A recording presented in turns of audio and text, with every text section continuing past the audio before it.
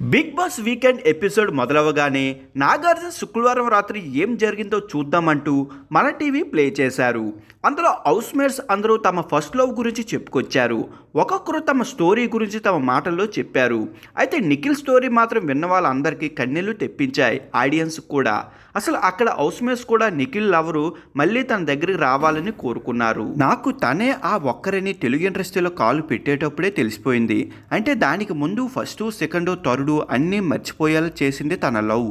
తనకి కాళ్ళు ఒకటి -7 మరొకటి -6 ఉండేవి. Light colour top, black colour pant, sides, ఇంకా పోనీ టైల్ వేసుకుంది ఫస్ట్ టైం. లైట్గా చెప్తా, ఈ నవంబర్ 22కి తనతో లవ్ 6 ఏళ్ళు అవుతుంది. విడిపోయారా విడిపోలేదా అని నన్ను అడిగితే నేను నా ఎమోషనల్గా నా బాడీతో విడిపోలేదు. ఒక క్లారిటీ నాకు ఉంది. ఎందుకంటే ఫ్యూచర్లో వేరే వ్యక్తి వచ్చినా రాకపోయినా ఆ నిఖిల్ ఇంకెప్పుడు రాలేడు. ఆ ఒక్క వ్యక్తితోనే ఉంటాడు. అలా కానీ ఈ ఒక్క పాయింట్ హాఫ్ టైంలో ఫిక్స్ అయిపోయింది ఏమిటంటే, అబ్బాయిలు ఒకసారి బ్యాక్గ్రౌండ్ ఏమీ చూడరు. హార్ట్లో ఫిక్స్ అయితే అది ఫిక్సే. తనే తన భార్య. ఫిక్స్ అయిపోయాం. ఏదో కొంచెం ఫ్యామిలీ అందరూ వచ్చేసరికి సెలెక్ట్ చేయడం కష్టమైపోయి సైలెంట్గా ఉన్నా, అంటే కొంచెం స్పేస్ ఇద్దాం అన్నట్టు. నేను ఇప్పుడు కూడా ఏ స్టేజ్ ఎక్కినా ఏ షోకి వెళ్ళినా నాకు తెలిసి ఈ జనంలోకి సరిపోయేంత జ్ఞాపకాలు చాలానే ఉన్నాయి తనతో. తనే ఇక లాస్ట్ కూడా, తనే ఫస్ట్. విడిపోయినప్పుడు కోపం కూడా వచ్చింది. తప్పుంది నా సైడ్ కూడా.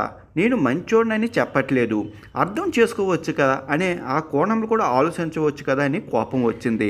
ఇంట్లో అవినాష్ మాట్లాడుతూ, అమ్మ తర్వాత అమ్మ అంటున్నావు, ఎవరో ఒకరు అర్థం చేసుకుంటే అయిపోయింది కదా మరి అంటూ అడిగాడు.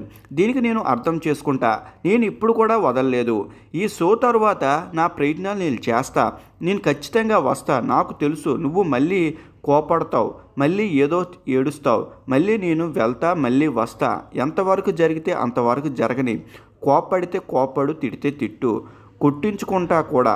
I love you, so sorry. నేను వస్తా. ఈ షో నుంచి ఎప్పుడు బయటికి వస్తానో ఆ నెక్స్ట్ మూమెంట్ నీ ముందుకు నిల్చుంటా.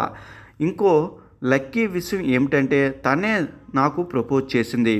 ఎంత ఇష్యూ అయినా నేను ఫేస్ చేస్తా. నువ్వు నిల్చో చాలు, పక్కన మాట్లాడాల్సిన అవసరం కూడా లేదు. ఏదైనా సరే నేను చూసుకుంటా.